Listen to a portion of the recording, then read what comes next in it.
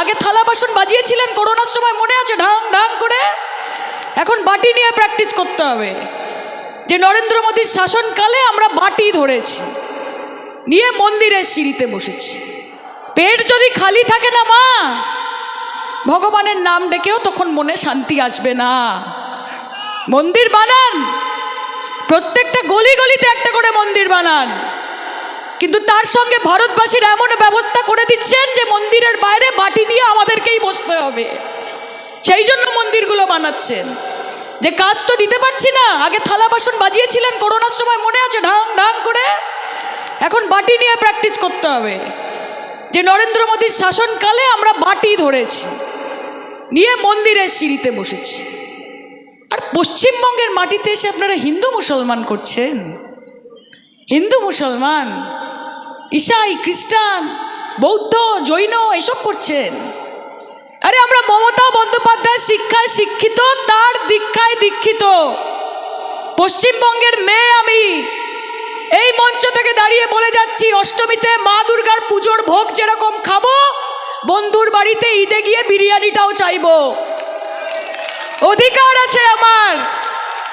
যদি মনে হয় গুরু পরবের দিনে গুরুদ্বারাতে গিয়ে সুজি আর হালুয়াটাও খাবো, এবং তার সঙ্গে যীশু খ্রিস্টের জন্মদিন আসছে, 500 গ্রাম কমলা লেবু আর একটা ফ্রুট কেক যিশুর জন্মদিনে, আমাকে কে আটকাবে রে?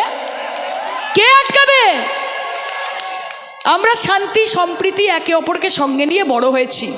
আমরা একটাই কথা জানি, যে তু হিন্দু বনেগা না মুসলমান বনেগা, ইনসান কি औलाद है ইনসান বনেগা। আগে মানুষ হবে, তারপর হিন্দু মুসলমান করবে। আর শুভেন্দু অধিকারী নাম বললে দিন খারাপ যায়, নামটা বললেই একেবারে মুডও চটকে যায়, দিন খারাপ যায়। কালো বেড়ালের মতো রাস্তাঘাটে ফাট করে বেরিয়ে গেল,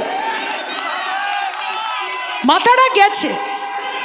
ওনাকে একটাই কথা বলতে চাই, যে শুনুন, যাকে নিয়ে এত কুৎসা করছেন, তিনিই আপনাকে 33টা পদ দিয়েছিলেন। আপনার বাড়ি, আপনার বাবা, আপনার ভাই শুভেন্দু অধিকারীর নামটা বাংলার মানুষ জেনেছে, কারণ তার পেছনে মমতা ব্যানার্জি বলে একটা নাম ছিল, তাহলে কেউ জানতে পারতো না।